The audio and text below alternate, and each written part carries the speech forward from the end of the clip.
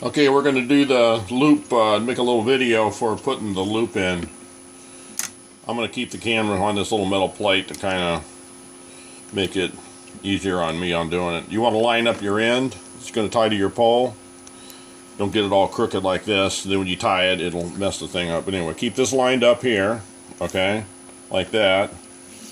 And then get your rubber. I got that lined up off camera. Now you're going to decide where you want your little loop thingy to fit in at here.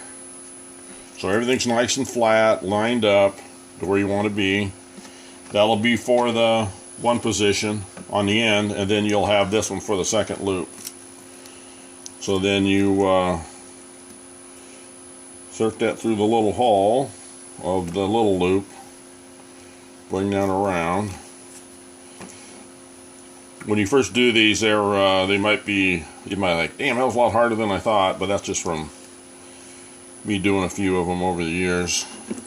Here I bent that to make it worse. I did it on purpose. Not, but anyway. So I get that roughly where I want it to have it. You'll recheck the end lengths. You don't need to sign over here, just keep it here. You re-keep the end length to make sure you don't have it crossed up.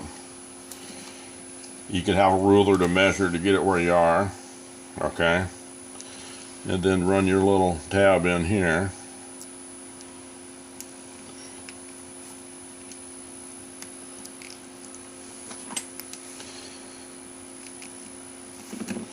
Once again, I'm making sure everything's lined up.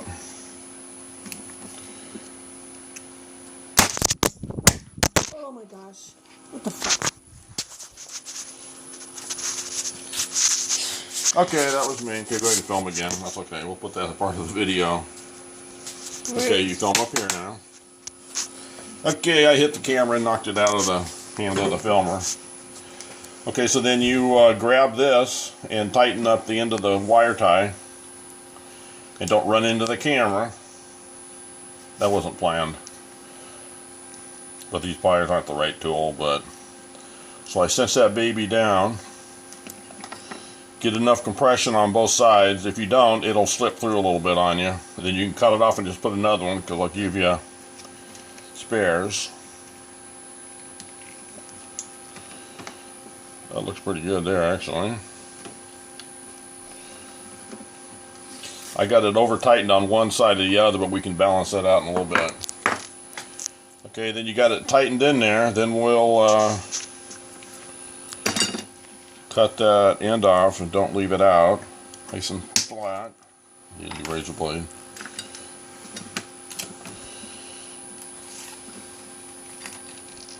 Then we'll put a little soap or something on there.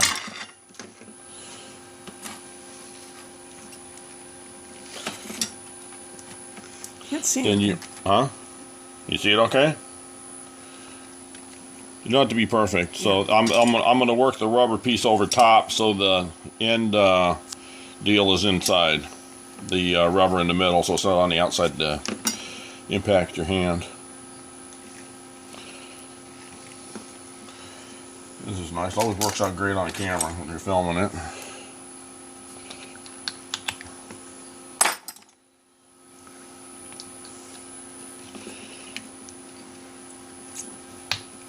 Never use a tool on it. What the hell's going on here? I can see this video not getting put up because I'm looking like a dolt.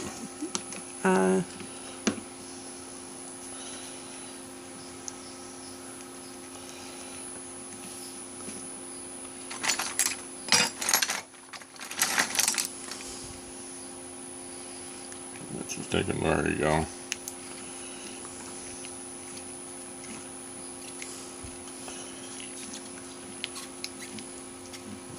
There you go. Anyway, that's probably a good thing to have in there. You got to work it a little bit, so you see me struggling, you won't feel bad.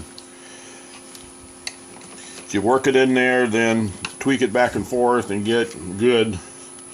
Balance the tension out from one side to the other, so it's not all cinched on one side and the other side's loose. And then now you have you keep it where it was. You can put your hand up here on for your pole rubber, and you can also put it in here. So you got 2 different power settings, and you also have for 2 different lengths that you can do. So, and if you don't like this where it is, you can cut it off and put it in another position, and then you're ready to go again. You can also cut this guy off, shorten the rubbers if you want to change it where you want it. You can also tie a line in here and make this go back the pole farther to give you, not to the end as much. So tying a cord in here is another way to change it for what you're doing or what your power is, if you hurt your arm or whatever. Okay, let's let that go. That was my attempt at putting the rubber in. Okay, that's it for that one.